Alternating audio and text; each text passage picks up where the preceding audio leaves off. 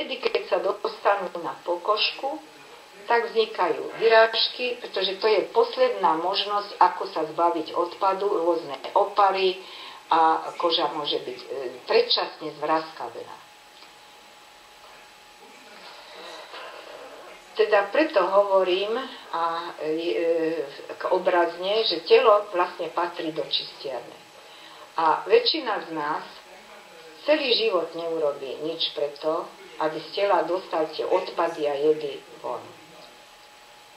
Tak ako si umývame zuby a tvár a sprchujeme sa každý deň, tak by sme sa mali starať vlastne aj o naše vnútro.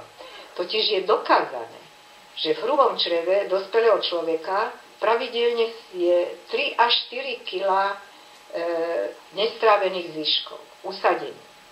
A u obéznych ľudí môže to byť až 10 kg. No a čo je tam vlastne problém? Totiž v tom takomto čreve, keď ho nevyčistíme, neupratujeme ho, tak sa množia škodlivé baktérie, huby, rôzne parazity.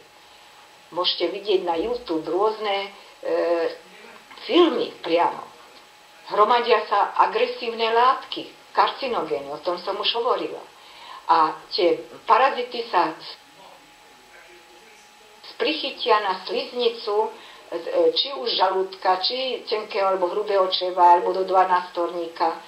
A tam sa rozmnožujú, aby sa využili, teda aby tam mohli rásť tie užitočné baktérie, tie probiotické baktérie. Niektoré červy tie sa pricicajú a živiny čerpajú. Čiže vlastne tam rozmnožujú sa na úkor nášho zdravia.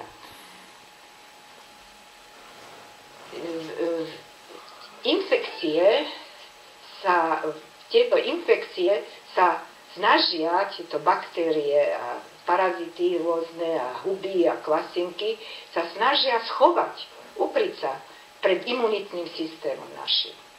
A takými vhodnými miestami sú rôzne hlieny. Mnohí sú zahlienení. To je vlastne reakcia organizmu, ktoré je predimenzované predtučnelou a veľmi bohatou stravou, zbytočne bohatou.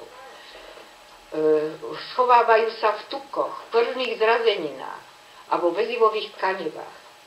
No a tu potom tieto potvorky vytvárajú ložiská a čakajú na príležitosť oslabeného imunitného systému. Napríklad prežívame veľký stres, ale dlhšie sme vyčerpaní, nedostatočne odpočinutí.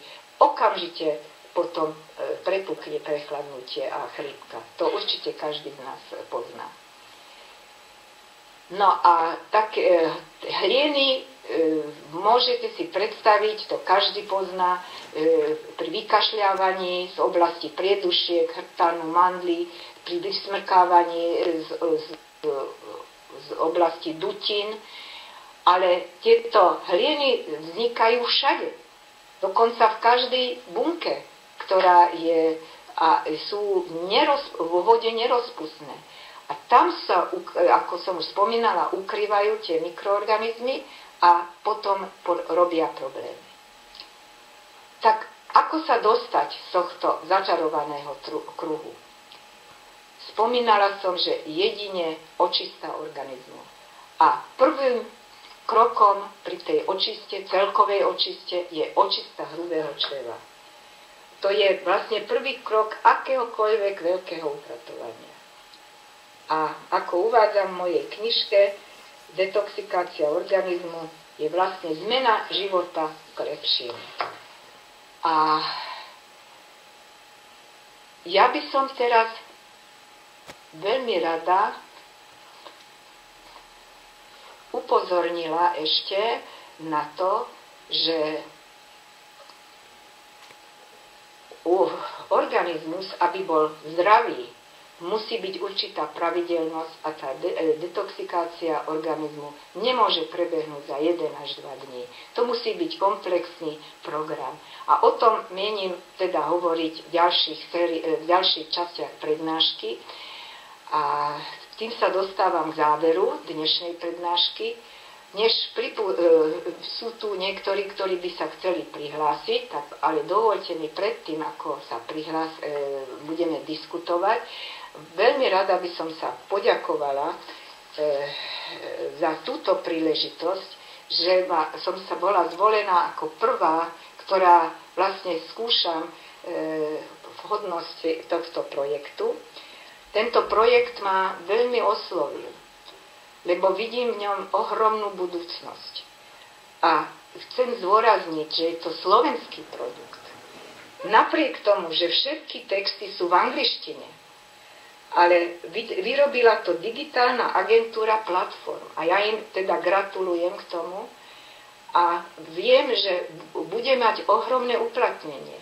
Pretože tak ako z môjho pohľadu, ako pedagóga, viem si predstaviť využitie v školstve, vo výskumných oblastiach, kde sa môžu schádzať a diskutovať ľudia z rôznych krajín, existujú rôzne európske projekty a nemusia cestovať. Hej? Stačí len takéto diskusné fórum urobiť. Takže mňa to z tohto pohľadu ohromne osloví.